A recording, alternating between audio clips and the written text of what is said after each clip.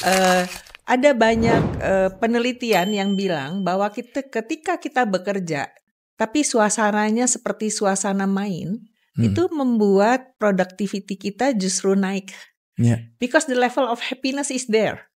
Jadi kalau dibilangin lo cuman main aja gitu, saya selalu bilang alhamdulillah, puji syukur gitu ya. Padahal kerjanya kerja serius banget, sama seperti Didi.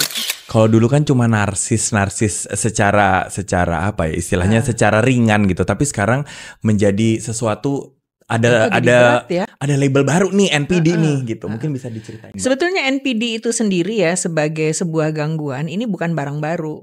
Nah, NPD ini barang yang udah ada lama. Cuman kenapa sekarang kok kesannya jadi ngetren banget dikit-dikit NPD gitu ya. Karena pemahaman tentang gangguan ini sendiri ini baru pada kebuka nih, baru meletek nih. Terus kita menjadi sangat aware dengan siapapun yang ada di sekitar kita untuk kita identifikasi ada nggak nih ya indikasi NPD-nya. Ada teman saya menyebutnya, orang ini benar-benar punya diamond personality Ratih gitu. Wih gila, keren banget ya diamond personality ya. Tapi setelah bergaul sekian lama, kelihatan tuh true color-nya. Ternyata diamond personality-nya is a fake diamond. Dan dia itu bener-bener sangat self-centered, apa-apa harus dia yang dimenangkan dulu, gak mau kalah, kemudian minta perhatian, minta diurusin, minta diladenin, dan segala macam yang kemudian begitu kita cek di karakteristik NPD, kita langsung contreng, oh bener ya, orang ini memiliki ciri kepribadian yang disebut sebagai narcissistic personality disorder. Tadi saya seneng banget nih waktu Didit bilang, kita dulu seneng aja narsis. Sebetulnya nih, sepengamatan saya, tren untuk menampilkan perilaku narsis itu semakin umum ketika kita masuk ke millennial era. Why?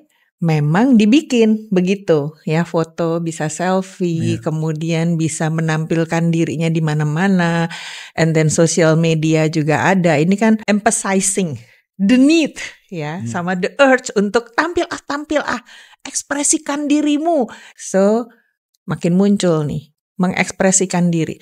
Nah sekarang pertanyaannya gini, ini sama nggak sih ya sama narsis yang kita kenal biasanya itu? Beda ya, yang di sini ada disordernya, yang itu narsis yang enggak. Narsis itu adalah sebuah trait ya.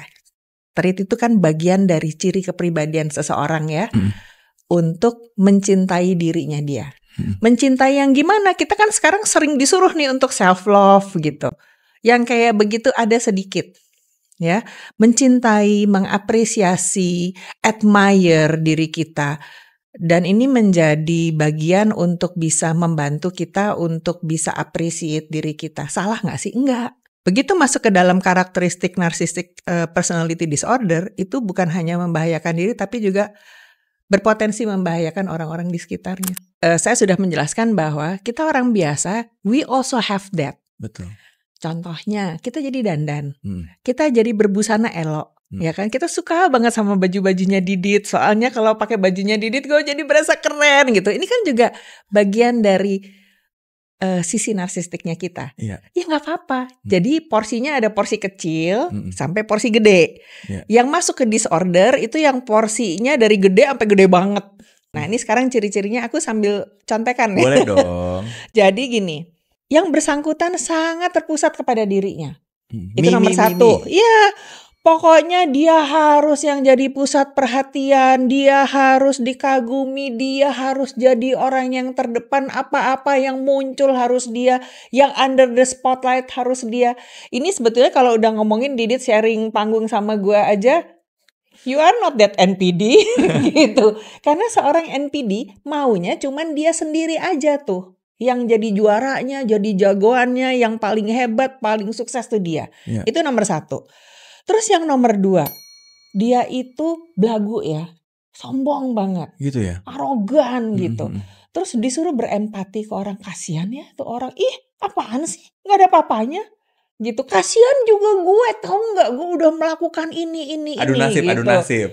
Ada misalnya ada teman lagi cerita, iya nih kemarin aku misalnya ada satu musibah gitu. Itu belum seberapa, gue tuh gitu ya. Jadi it's always about me nih. Everything harus tentang dia. Iya. Jadi suruh berempati nggak bisa, kasihan sama orang enggak.